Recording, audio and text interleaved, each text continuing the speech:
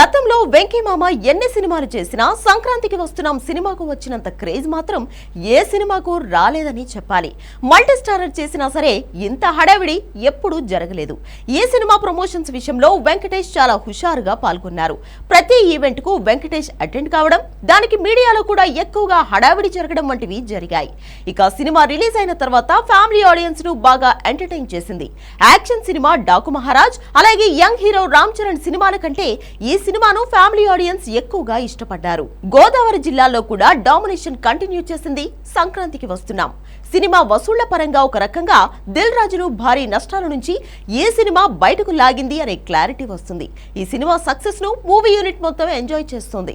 ఇక డైరెక్టర్ అనిల్ రావిపూడి వరుసగా 8 హిట్లు కొట్టి దుమ్ము రేపుతున్నాడు. కామెడీ సినిమాలకు కేర్ ఆఫ్ అడ్రస్ గా మారిపోయాడు అనిల్ రావిపూడి.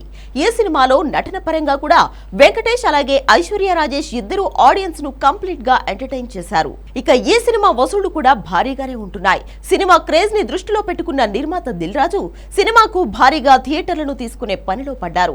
వీకెండ్ కావడంతో వసూళ్లు భారీగా పెరిగే అవకాశం ఉందని అంచనా వేస్తున్నారు. గేమ్ చేంజర్ సినిమా ఇబ్బంది పెట్టడంతో ఈ సినిమాను కాస్త జాగ్రత్తగా దిల్ రాజు ప్లాన్ చేసుకున్నట్లు తెలుస్తోంది. ఇక ఈ సినిమా సక్సెస్ ఈవెంట్ ను కూడా గ్రాండ్ గానే చేయాలని మేకర్స్ భావిస్తున్నారు. ఈవెంట్ కు స్టార్ హీరో మహేష్ బాబును ఇన్వైట్ చేసే ప్లాన్ లో దిల్ రాజు ఉన్నట్లు తెలుస్తోంది.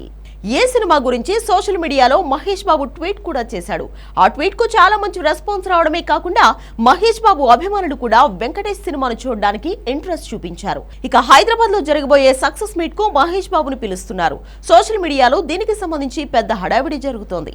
అందుకే గ్రాండ్ గా సక్సెస్ పార్టీని ప్లాన్ చేయాలని మూవీ యూనిట్ నిర్ణయం తీసుకుంది. హైదరాబాద్ లేదంటే విజయవాడలో సక్సెస్ ఈవెంట్ జరపాలని భావిస్తున్నారు.